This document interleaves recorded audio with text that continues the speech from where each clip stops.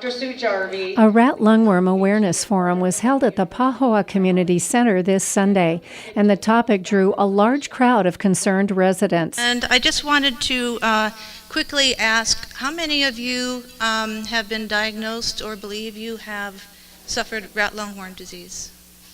Puna has been described as ground zero in the United States for the disease. How many of you know somebody who has been affected by rat lung? Almost everybody, huh? Yeah. Okay, so that's why we're here today. The affliction comes from a parasitic nematode that is transferred to humans by slugs or flatworms if their slime is ingested. For example, if the slime contaminates fruit or vegetables before they are eaten. This disease has caused mortality and morbidity primarily on Hawaii Islands. Smiley Burroughs helped put the event together. Her family has recently come to know the terrible sickness firsthand. Is my 23-year-old son, 3 months ago, was diagnosed with Ankylostrongylus cantonensis.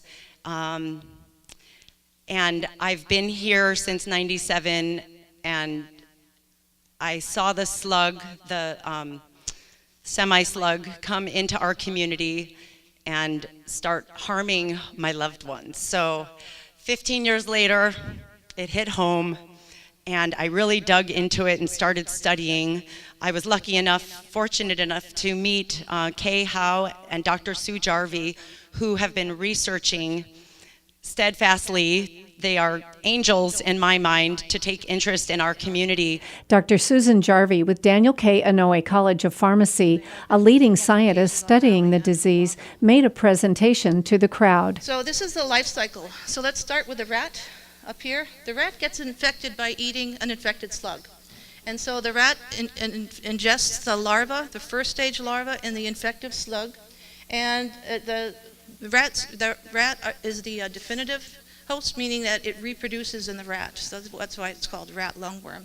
And so those first stage larvae mature, they enter into the rat, eventually make their way to the brain and the central nervous system of the rat, where they mature a little bit more, and then they move down to the heart and lungs, and that's where they mature to adulthood and reproduce. They lay their eggs in the heart and in the lungs of the rat, and then those eggs turn into first stage larvae, and then they move to through the bronchioles into the windpipe, and the rat swallows them. Okay, and those first stage larvae then are excreted in the feces.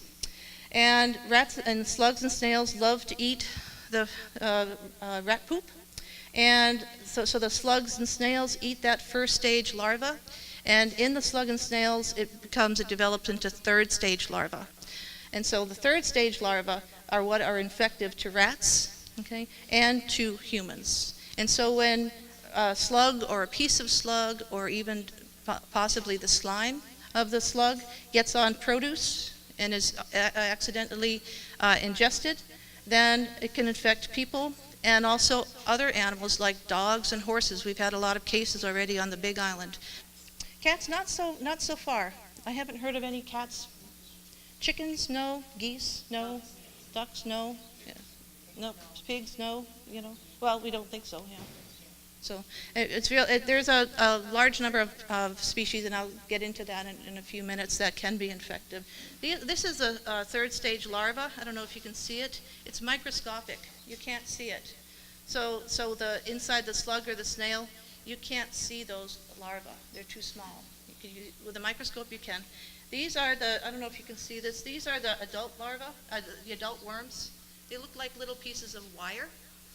You can actually see them, okay, and I have some samples here somewhere I can dig them out. Okay, so that's basically the life cycle. It reproduces in rats and slugs, and we are accidental hosts. Yep. Okay, so these are some of the more common hosts. Giant African snail has been here for several decades, and you guys all know these are definitely hosts. Cuban slugs arrived around the 1980s. These guys you can recognize, they have the stripe. They come in many different colors, but they generally have this stripe down their back. The leatherback slug, these are the really bigger ones, okay, that you might see. The most important intermediate host, and these slugs and snails are intermediate hosts. The rats, the definitive hosts.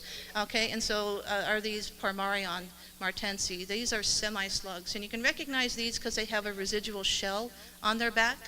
Okay, it looks like it's about the size of your baby fingernail. Okay, but these guys are really, really mobile, and we've done the minimum testing, and in one slug we found over 7,000 larvae. Yeah, so these guys are really, really bad. You don't want these near your house.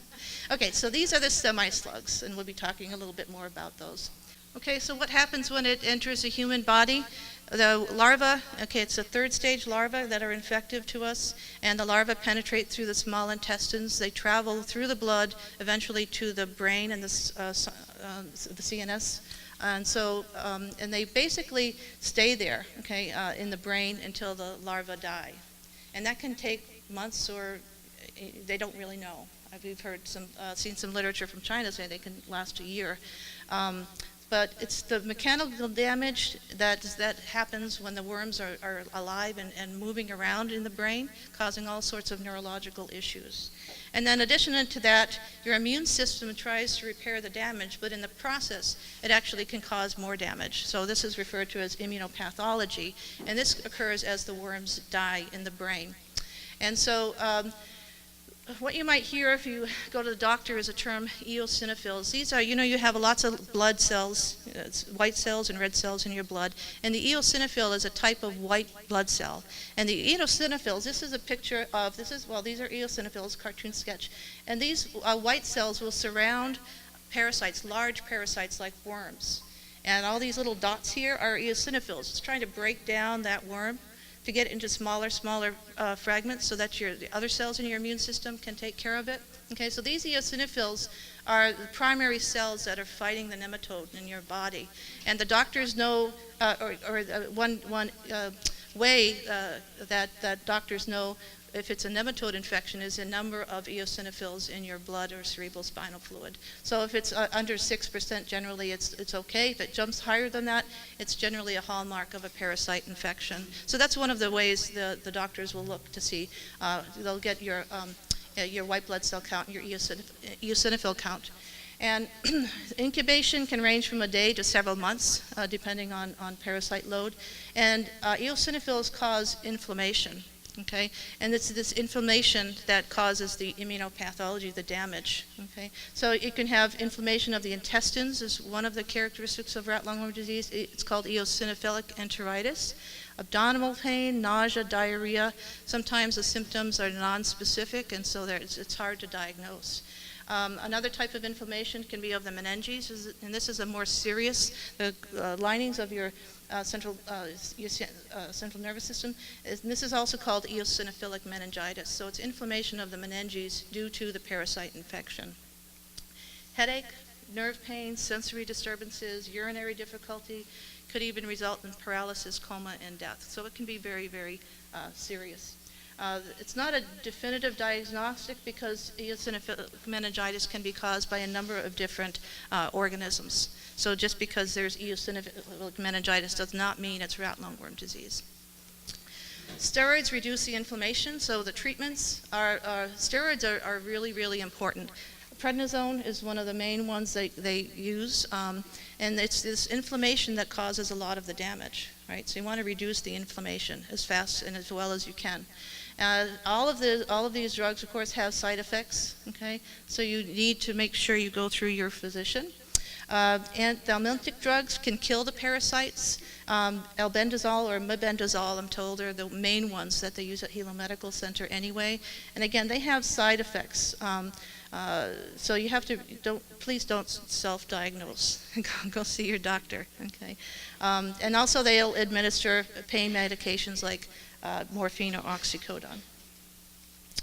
It can be very, very serious, or it can be very, very mild, as many of you know.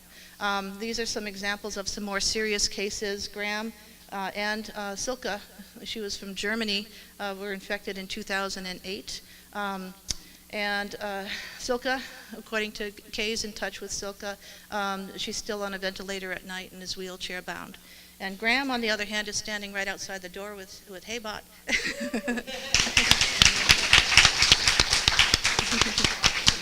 And he's doing much better. So rat lungworm is throughout the state, except Lanai. They just didn't happen to find any on Lanai in this particular study. So you have to ask, why are all the cases coming from the Big Island? Why are they mostly coming from the Puna east side of the Big Island? The semi-slug is only documented on Oahu and Hawaii. It's not on Kauai, so that might play a role. And also catchment use on Hawaii versus Kauai. Catchment use here is much greater than on Kauai. And if you look at the maps, here's Puna District, 75% of the households are without municipal water, and Ka'u 43%. Jarvey explained the latest research being done on the role water catchment systems might play in spreading the disease. And some victims we've talked to believe they were infected via catchment water, including Smiley's son Phoenix. And you know, there's a big difference in how catchment tanks are maintained, and that's really important. So can catchment water be a good source of infection? These are some old studies, really old studies. Reports of slugs and snails have been reported crawling up into catchment tanks by people that clean catchment tanks here in Hawaii. This Chang and Eliketa 1964 paper showed that it's possible for infective larvae to be shed by slugs and snails and contaminate water. So theoretically, it's possible to be infected by drinking water. This study from Thailand looked at giant African snails are falling into wells, and they shed third stage larvae for up to 50 hours. And then this study really kind of nailed it, and this is almost 50 years ago. Rat lungworm L1 larvae, which are the larvae that are in the rat poop, okay, they were infective to snails after 2 weeks in either fresh water or seawater. So they can live in seawater, 3% salt. Rats became infected by drinking L3 contaminated water, and the L3 larvae were active in fresh water for up to a week. Okay, and so if rats can become infected by drinking rat lungworm contaminated water, humans can too. So Kay did a study a few months back asking the question, where in a column of water would rat lungworm larvae be found? Do they sink to the bottom? Do they stay in the middle? Do they swim to the top?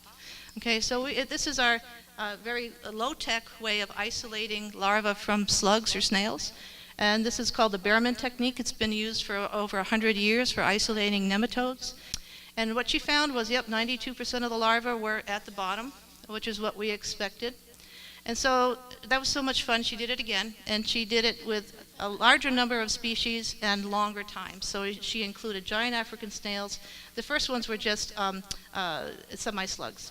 So giant African snails, leatherbacks, Cuban slugs, semi-slugs, and flatworms. And this time she tested it out to 20 days. And again, she found most of the larvae went to the bottom of the tube. And she looked at, this is just a graph of the day the sample read. So she took samples from day 1 from a leatherback and a semi-slug. The leatherback is blue, the semi-slug is this red line, and this is the number of larvae over a 20-day period. And so she saw almost 900 larvae at about, day 4 or 5, that emerged from decomposing tissue from that slug. And then this is the leatherback a couple days later. You know, they're kind of tougher, so I think their tissue takes longer to break down. But they're still finding larvae over 20 days. And so the greatest number of larvae were from the bottom of the tubes, okay? Greater number of larvae were released from whole semi-slugs versus minced. So that tells us that the slugs don't have to be minced or chopped up. They can just release larvae into the water as whole. And they were detectable, live larvae were detected out to 20 days. So this study requires a redo with larger sample sizes, and again, we don't have funding to do this. We're just doing a pilot study here, so we're looking for funding for that. So 20 micron filter is what's been recommended. Trish Macumber's guidebook in 2010, and that came from the CDC. So we asked the question, is a 20 micron filter sufficient for keeping these larvae from entering a household? And if you look at the data again, the literature, 1970, Ash published a paper looking at 35 L3 stage larvae, and the maximum width, they found a range of 23 microns to 34 microns with an average of 26. I don't know about you, but 23 microns is a little bit too close for comfort for a 20 micron filter, right? And then another paper in 1955 looked at a lot of L3 stage larvae, and they found that it was all less than 30 microns. And so we did another study, and another pilot study. And so we asked the question, could L3 larvae pass through a 20 micron metal sieve? And this is the metal sieve. Again, it's very different than what you'd have on your catchment tank, right? But it is a metal sieve that has the hole size is 20 microns.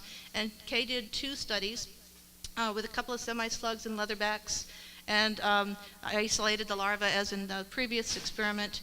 And the sieve was placed in a clean petri dish and immersed with rainwater. So she put this in a dish and had rainwater above it and below the screen. Okay. Then she added L3 stage larvae on the top.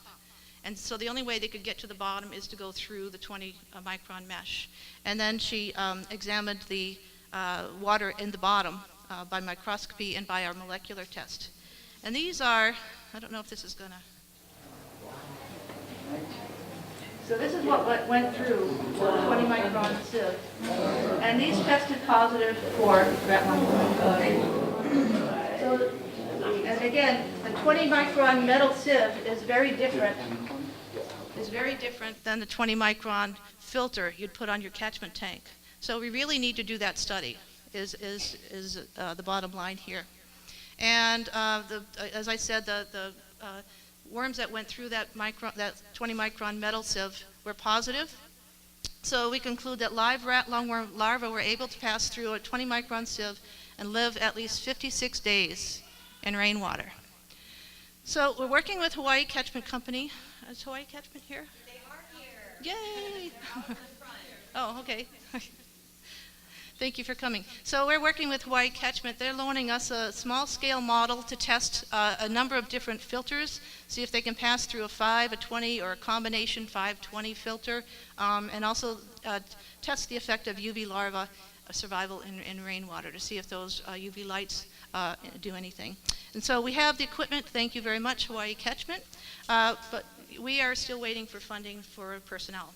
This is a combination filter that we found at Hawaii Catchment Company for $10 with a 5 micron insert, and it did nothing to change the water pressure on our tanks that we cleaned. So if you're using a 20 micron, we recommend that you replace it with this one with a 5 micron to start with.